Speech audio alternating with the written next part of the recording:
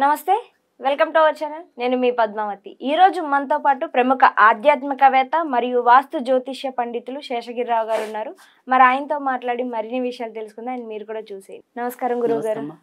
గురువుగారు, ఫిబ్రవరి 8న ఏకాదశి ఉంది.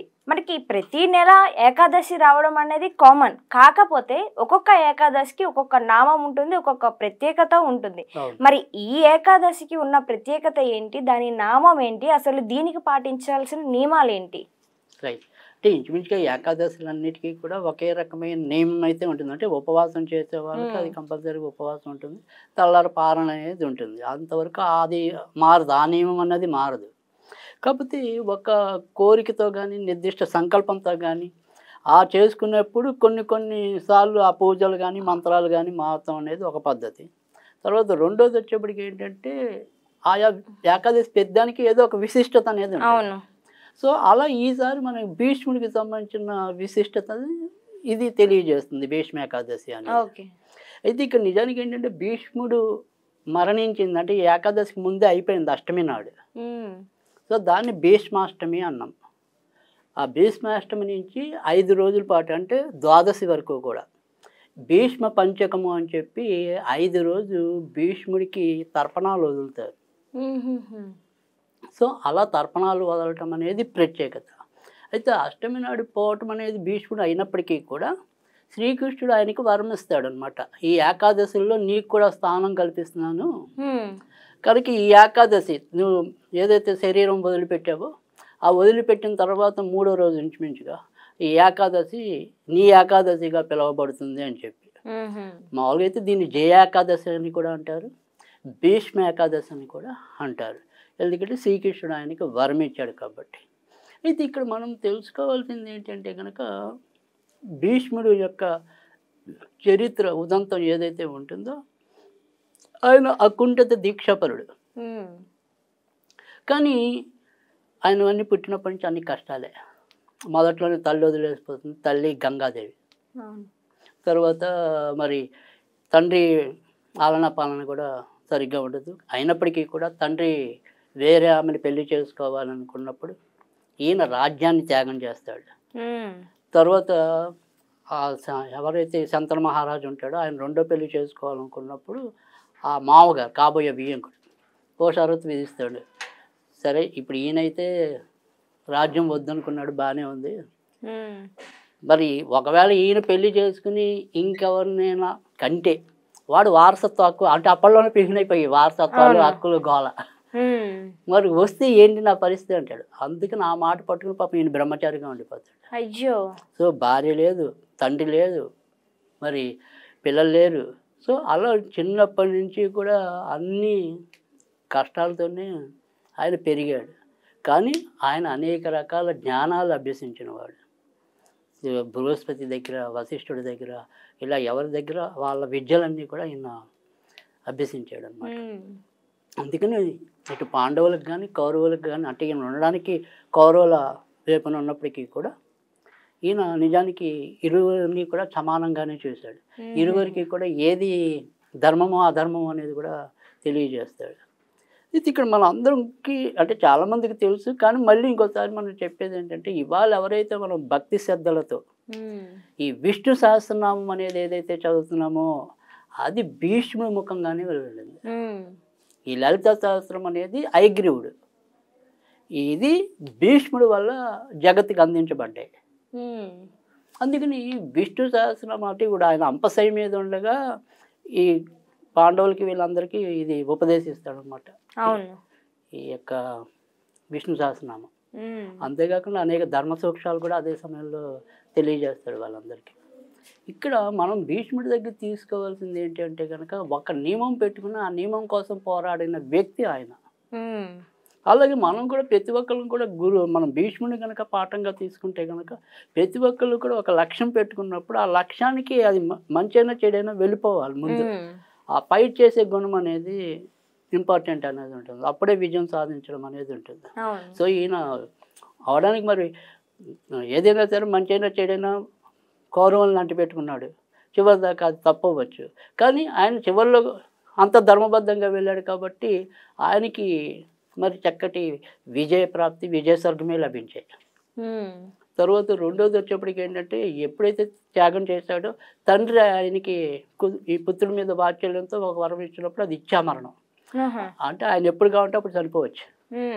అందుకని అక్కడ శస్త్రగతుడైనప్పటికీ కూడా ఇంచుమించు 51 రోజులు ఆయన అంపశయ్య మీద ఉండి ఉత్తరాయణం వచ్చేదాకా ఎదురు చూసి ఉత్తరాయణ పుణ్యదినంలో ఈయన మరణించడం అనేది జరిగింది. సో అంటే ఇక్కడ ఏదైనా సరే మనము అక్కడ వరాలనుకోండి ఏదైనా అనుకోండి, ఇక్కడ మనం మనుషులుగా సామాజికంగా తీసుకున్నప్పుడు ఏంటంటే ఏదైనా సరే ఒక పట్టుదలతో మనం కృషి చేసినప్పుడు తప్పకుండా మనం అనుకున్న మార్గాల్ని అందుకోగలుగుతాం.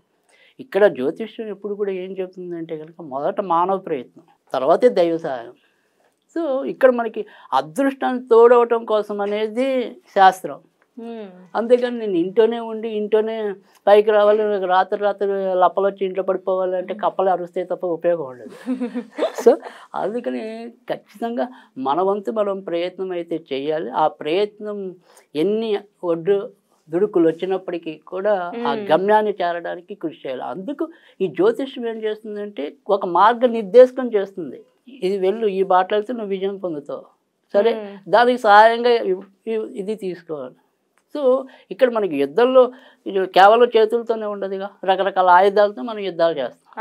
అలా మన ఆయుధంలో ఒక భాగం అనుకోండి జ్యోతిష్యం, అంతవరకే. సో జ్యోతిష్యమే జీవితం కాదు, జ్యోతిష్యమే పూర్తిగా ఆయుధం కాదు.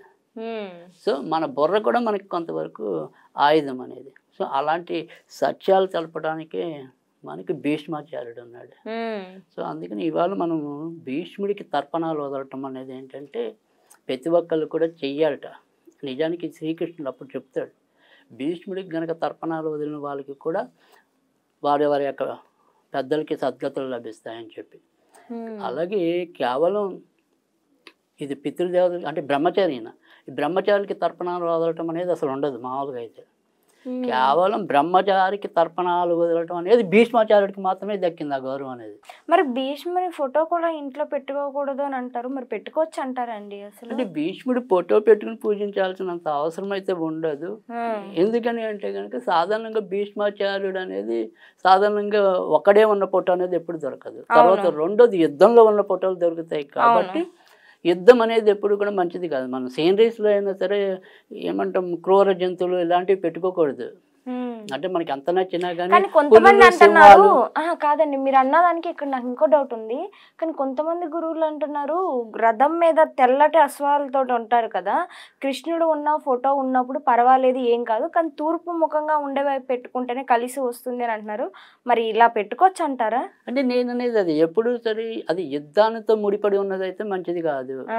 అంటే అక్కడ మీకు ఏంటంటే ఎత్తులు జోడించి భీష్మాచార్యుడు శ్రీకృష్ణుడి దగ్గర ఉంటాడు. అవి అక్కడ పక్కన తెల్ల అశ్వాలు ఉన్నాయి, ఇంకో అశ్వాలు ఉన్నాయి, అది తర్వాత విషయం. అంటే తెలుపు అశ్వం అనేది మనం విడిగా అయినా సరే సీనరీస్లో అంటే ఇందాక మీకు చెప్పాను క్రూర జంతువులు కాకుండా తెల్ల అశ్వం అంటే నేను కూడా కొన్ని రెమెడీస్లో చెప్తాం. అంటే ఉత్తి తెల్ల అశ్వం అనేది కూడా దాన్ని మనం ఇంగ్లీష్లో యూనికార్న్ అంటారు.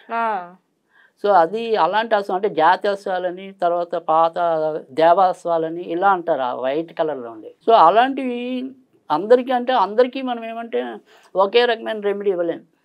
బట్ ఈ గుర్రాలు మ్యాచ్ అయ్యే వాళ్ళు కొంతమంది ఉంటారు. సో అలా మ్యాచ్ అయిన వాళ్ళు వాళ్ళ ఇంట్లో పెట్టుకుంటే తప్పకుండా సంపదలు వృద్ధి చెందుతాయి, ఖర్చులు తగ్గుతాయి. అది అందుకని ఇక్కడ భీష్మాచార్య ఫోటో అనేది సాధారణంగా యుద్ధంలో ఉన్నది ఉంటుంది. అలా యుద్ధంలో కాకుండా మామూలుగా ఉన్న ఫోటోలు అయితే తప్పకుండా పెట్టుకోవచ్చు. మరి గురువు గారు, మరి మనం ఎప్పుడు చెప్పుకున్నట్టుగానే ఈ ఏకాదశికి సంబంధించి ఏదైనా ఒక చక్కటి స్విచ్ వర్డ్ కూడా ఇస్తే అందరికీ బాగుంటుంది. అదే అంటే ఇక్కడ స్విచ్ వర్డ్ అనేది ఒకటి. రెండోది ఏంటంటే ఇదే ఇందాక మనం చెప్పుకున్నాం కదా, భీష్మాచార్యుడికి అవసరం ఉంటే తర్పణాలు వదలటం అనేది. సో ఈ తర్పణాలు వదిలేనప్పుడు మనం 3 సార్లు భీష్ముడి యొక్క నామాన్ని లేదా 11 సార్లు నామాన్ని పఠించి ఓం భీష్మాయ నమః ఓం భీష్మాయ నమః అని తర్పణాలు అనేది ఒకటి. లేదు మనం భీష్ముడు అంటే ఇందాక చెప్పుకున్నాం ఏదైనా సరే ఒక కాంపిటేటివ్ స్పిరిట్ అనేది, అంటే నేను గెలవాలి, నేను పట్టుదలగా ఉండాలి అనేది ఏదైతే మనిషి కోరుకుంటాడో, ముఖ్యంగా ఈ కాంపిటేటివ్ ఎగ్జామ్స్ ప్రిపేర్ అయ్యే వాళ్ళకి మనం చెప్పేది ఇప్పుడు బాగా ఉపయోగపడుతుంది. అదేంటి అంటే కనుక ఓం భీష్మాయ బలవర్ధనాయ నమః ఓం భీష్మాయ బలవర్ధనాయ నమః. అన్ని రకాల బలాలు కూడా వృద్ధి చెందటం అనేది అన్నమాట. సో ఆ రకంగా ఇది మామూలుగా అన్ని రకాల వాళ్ళు కూడా పఠించవచ్చు. అలా కాకుండా స్విచ్ వర్డ్గా అయితే కనుక సామ్రాట్, సామ్రాట్ ఇది స్విచ్ వర్డ్. సో ఏకాదశి నాడు మనం ఏదైనా సరే కనీసం 108 సార్లు భీష్మ ఏకాదశి భీష్ముడికి గౌరవంగా మనం ఓం భీష్మాయ బలవర్ధనాయ నమ అనేది ఒకటి, తర్పణాలు వదలటం అనేది ఒకటి ముఖ్యంగా ఈ భీష్మ ఏకాదశి నాడు మనం నిర్వహించే విధానం. తర్వాత వచ్చేప్పటికి ఏంటంటే ఏదైతే భీష్మ ఏకాదశి ఉంది కదా, ఈ భీష్మ ఏకాదశి నుంచి ఇంచుమించుగా 55 రోజులు ఇది నిత్యం కూడా 108 సార్లు చదివితే మంచిది. ఈ సామ్రాట్ అయినా సరే ఓం భీష్మాయ బలవర్ధనాయ నమః. ఇందులో ఏది వాళ్ళకి వీలైతే అది. ఓకే. కానీ 55 రోజులు చదివితే మంచిది. ఓకే. ఒక్కరోజు కాకుండా ఈ రోజు మొదలెట్టి కనీసం 55 రోజులు చదవటం. తర్వాత రెండో రోజు అంటే ఏకాదశి మిస్ అయ్యారు అనుకోండి, మర్నాడు రోజు భీష్మ ద్వాదశి అని ఉంటుంది, అక్కడితో అయిపోతాయి ఈ భీష్మ పంచకాలు. సో అందుకని కనీసం ఆ రోజైనా మర్నాడు రోజు కూడా బిగించేసుకోవచ్చు. ఓకే. సో ఏకాదశి ద్వాదశి 2 రోజులు కూడా మంచివే. కనుక ఈ 2 రోజులు ఎవరికి వీలున్న రోజు ఆ రోజు వీళ్ళు కనుక అది చదువుకుని అక్కడి నుంచి కంటిన్యూగా 55 రోజులు. సో ప్రసాదం అనేది కూడా పెద్ద ఏం అవసరం లేదు, మన ఇంట్లో ఏముంటే అవి ప్రసాదంగా పెట్టుకుంటే చాలు. దాని గురించి కూడా ఎక్కువ చింత ఏమీ అవసరం లేదు. సో ఇలా తేలిగ్గా తెలుసుకోండి, ఖచ్చితంగా కాంపిటేటివ్ ఎగ్జామ్స్లో విజయం లభించడం అనేది ఉంటుంది. నిజంగా గురుగారు చాలా చక్కగా వివరించారు భీష్మ ఏకాదశి. దాంతో పాటుగా నిజంగా కాంపిటేటివ్ ఎగ్జామ్స్కి ప్రిపేర్ అయ్యే వాళ్ళకి ప్రతి ఒక్కరికి కూడా చక్కగా ఉపయోగపడే ఒక స్విచ్ వర్డ్ కూడా ఇచ్చేసారు అందరికోసం. మీకు కూడా థ్యాంక్ యూ సో మచ్.